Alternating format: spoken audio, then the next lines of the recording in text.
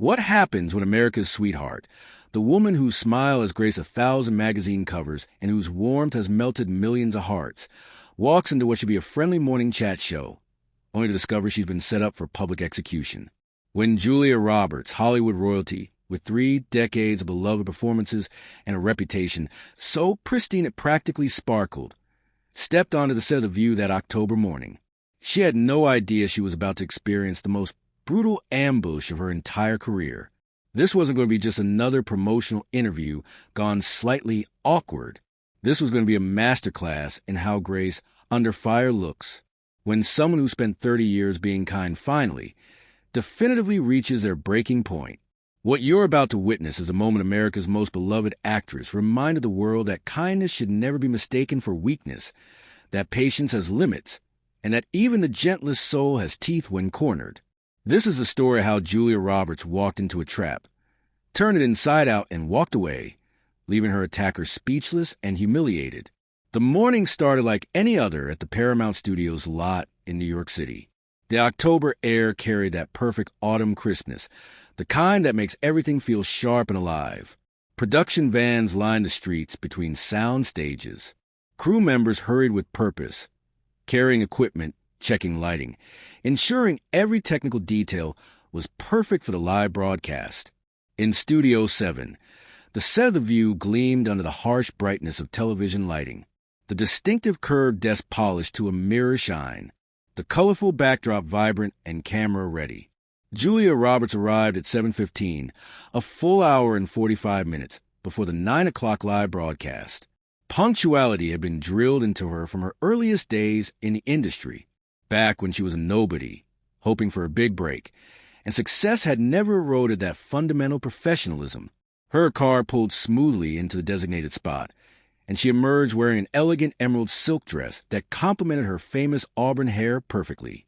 At 55, she remained breathtaking, not in the artificial, surgically maintained way of so many Hollywood stars, but with the natural radiance of someone who'd lived fully and well. Her face showed character rather than age, laugh lines around her eyes speaking to 3 decades of genuine joy and authentic smiles. Inside the green room, makeup artists fussed over her, though she needed minimal help. Her skin glowed with health, her eyes sparkled with warmth, and that smile, that legendary million smile, came easily and often as she chatted with the crew. "How's your daughter doing?" she asked the makeup artist, remembering a conversation from her last visit 6 months ago. She was starting college, right? The woman's face lit up. "You remembered? She's doing great, actually. Loving her sociology classes."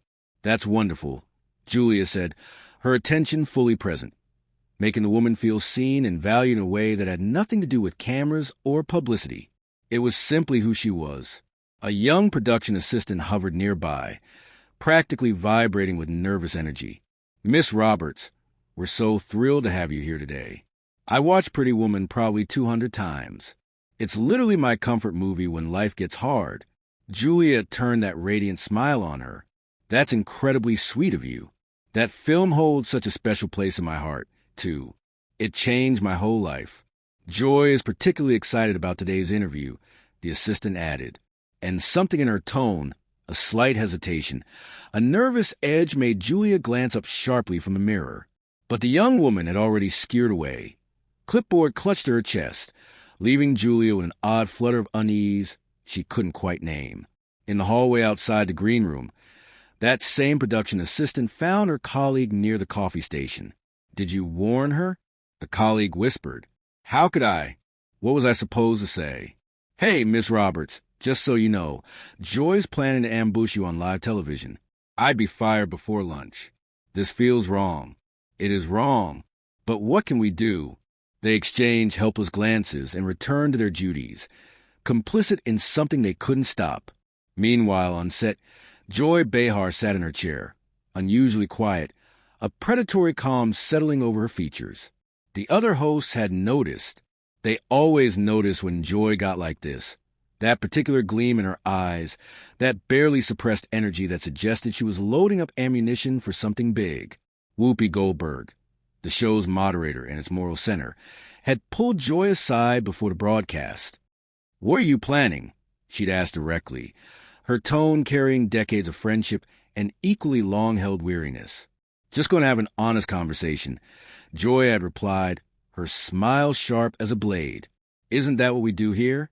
Have honest conversations about real issues." There's a difference between honest conversations and ambushes, Joy. Maybe some people need to be challenged.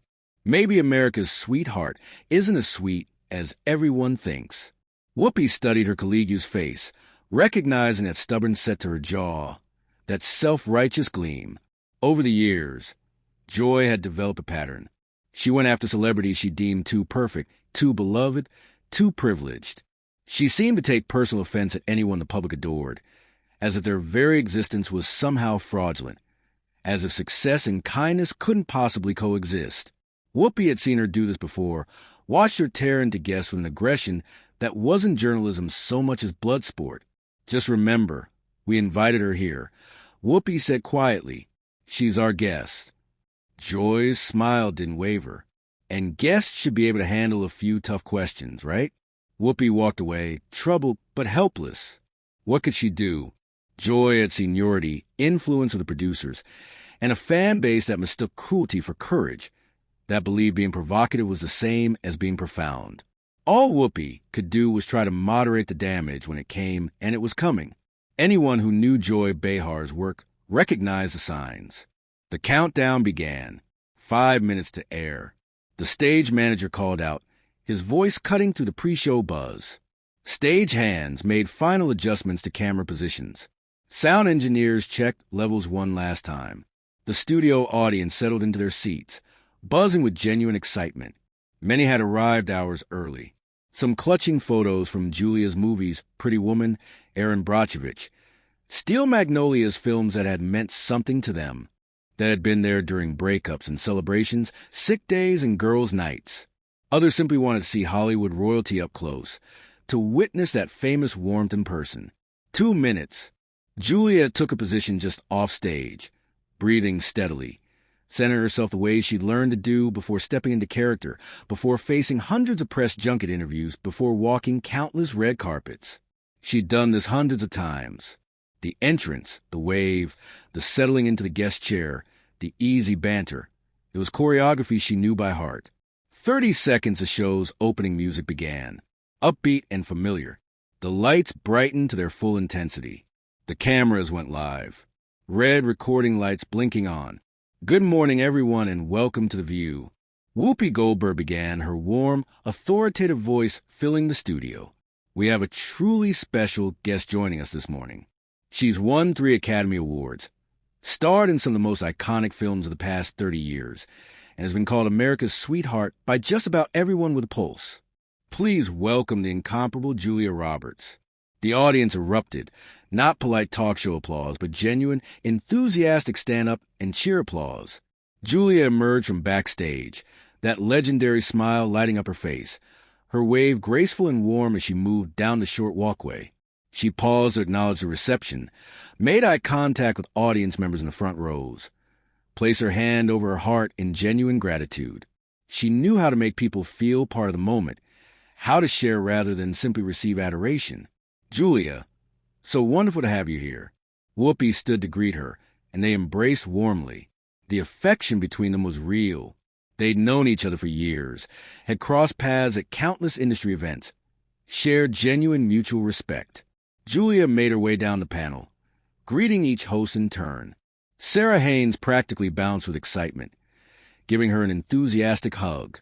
Sunny host offered a professional handshake and a warm, genuine smile. And then there was Joy Behar. Joy remained seated while every other host had stood, a small power play, subtle but deliberate. Her smile was present but didn't reach her eyes, which assessed Julia with cool calculation rather than welcome. "Julia," she said, extending her hand without rising.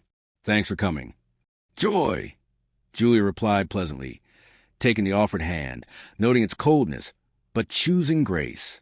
She settled into the guest chair with practiced ease, crossed her legs comfortably, adjusted her dress, and looked around the panel with open, friendly expectation.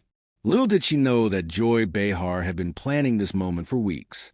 Little did she know that she was about to face the most hostile interview of her 3-decade career. And little did Joy know that she was about to learn the difference between kindness and weakness. The first 10 minutes proceeded smoothly, almost deceptively so.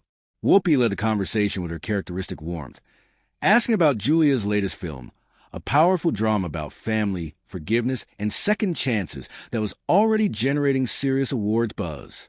The emotional depth you brought to this role is extraordinary, Whoopi commented.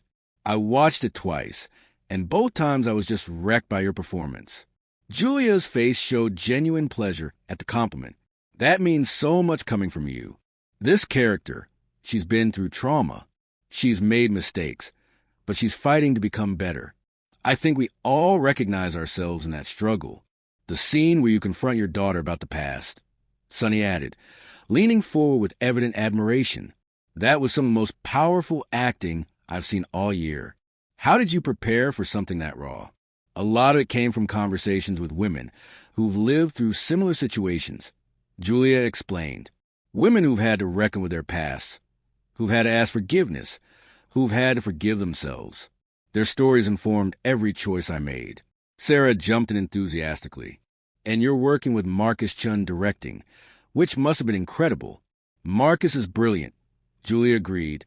He creates this environment on set where you feel safe to be vulnerable, to take risks. That trust is everything. The audience watched, engaged and happy. This was what they'd come for, an insightful conversation with someone they admired. Glimpses behind the curtain of the creative process. But Joy Behar had been unusually quiet, sitting back in her chair, arms crossed, that predatory smile playing at the corners of her mouth. Those who knew her work recognized that look. She was waiting, calculating, letting Julia get comfortable before she struck. The temperature in the studio was about to drop. You know, Julia, Joy said suddenly, her voice cutting through the warm atmosphere like a knife through silk. The shift was instant and jarring. I've been sitting here listening to all these lovely stories about your process and your character work, and I have to ask. She paused for effect, letting the tension build. Don't you ever get tired of the act? The studio went dead silent. Julia's smile didn't falter, but something flickered in her eyes, confusion mixed with the first hint of weariness. I'm sorry. What act? Come on, Joy said, leaning forward now, her tone dripping with false camaraderie that barely disguised the venom beneath. The whole America's Sweetheart thing, the warm smiles, the remembering crew members' names, the charity work. It's all very calculated, isn't it? Whoopi immediately tried to intervene. Joy, I don't think. No. I think this is an important conversation. Joy cut her off, her eyes never leaving Julia's face. We're always talking about authenticity in Hollywood, about who's real and who's fake. Julia Roberts has built an entire career on being perceived as this genuine, down-to-earth person. But is that real, or is it just the best performance of her career? The air in the studio shifted. Crew members exchanged uncomfortable glances. Camera operators kept filming, but their faces showed shock. The audience sat frozen, waiting to see how Julia would respond to this sudden, unprovoked attack. Julia took a breath, her smile becoming a bit more fixed, a bit less warm. Joy, I'm not sure I understand what you're asking. Are you suggesting that basic kindness is performative?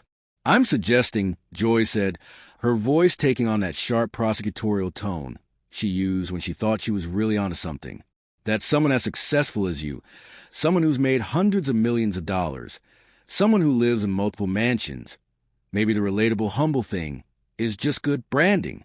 Joy, that's not fair. Sonny tried to interject, but Joy was on a roll now, energized by her own aggression. Here's what I think is fair. Joy continued, clearly enjoying herself. I think it's fair to ask celebrities who present themselves as paragons of virtue to back it up. You talk about charity work, Julia, but how much of your massive wealth have you actually given away percentage-wise? Because it's easy to throw some money at a foundation when you've got more than you could spend in 10 lifetimes. Julia's jaw tightened almost imperceptibly. Her hands, which had been resting casually in her lap, pressed together slightly. I don't generally discuss my charitable giving publicly because I don't believe in doing it for recognition. But since you're asking, I've donated tens of millions over the years to causes I believe in. Tens of millions, Joy repeated, her tone mocking.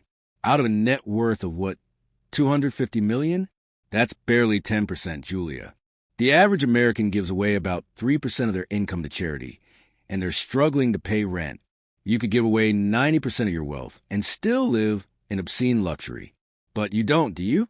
The attack was so sudden, so calculated, so filled with venom, that even the other hosts looked stunned. This wasn't journalism. This wasn't even particularly coherent criticism. This was something else entirely personal, mean-spirited, designed to humiliate. Julia's voice, when she spoke, was still controlled, but had taken on an edge of steel. Joy, I came here to talk about my film, to share some stories about the creative process. I didn't come here to justify my existence to you. Ah, see, that's interesting. Joy pounced. Because the moment someone asks you to back up your image with actual facts, you get defensive. That tells me something. It tells you that I don't appreciate being ambushed. Julia replied, her voice still measured, but her eyes flashing now with the first sparks of real anger. There's a difference between asking challenging questions and launching personal attacks. Personal attacks? Joy laughed, but it was hollow, performative. I'm asking you about the gap between your public image and reality. That's called journalism, Julia. Maybe you're just not used to being challenged because everyone's too stark to ask real questions. Whoopi tried again to redirect. I think we should get back to discussing Julia's film, which is really what she's here to. No, I want to hear this. Joy interrupted, waving Whoopi off dismissively. I want to hear Julia explain how someone who plays these noble, strong women on screen can be so fragile when asked to defend her lifestyle choices. You play Erin Brachovich, this crusader for justice, but in real life, you're hoarding wealth while people starve. You play characters who stand up to power, but you are the power, Julia. You're part of the system that keeps ordinary people down. The audience began to shift uncomfortably. A few people exchanged glances. This had gone from uncomfortable to disturbing. They'd come to see a conversation, not a public execution. Julia uncrossed her legs and leaned forward slightly. When she spoke, her voice was quieter than before, but somehow more powerful. Joy, can I ask you something? Sure, Joy said, smiling that predatory smile, clearly thinking she'd won. That Julia was about to crumble. What did I do to you? The question hung in the air. Excuse me, Joy said, momentarily thrown. What did I do to you personally? Julia repeated, her gaze direct and unflinching. Because this isn't about my charity work or my wealth or my image. This is personal. So I'm asking, what is it about me that bothers you so much that you invited me here under false pretenses just to attack me on live television? Joy recovered quickly, falling back on righteous indignation. This isn't personal, Julia. This is about holding powerful people accountable. Accountable for what? Julia's voice rose slightly. The first crack in her controlled demeanor. For being successful, for being liked, for not publicly detailing every charitable donation I make, for smiling at people and treating crew members like human beings. Which of these terrible crimes am I being held accountable for? Joy, you want to go there? Joy shot back, her own voice rising to match. Fine, let's talk about your marriages. 3 of them all failed. Let's talk about your estrangement from your family members. Let's talk about the rumors from set that you're difficult, that you're demanding, that the nice girl image is just that, an image. The studio went deadly quiet. This had crossed a line, and everyone knew it. Julia stood up. The movement was so sudden, so decisive that it shocked everyone in the room.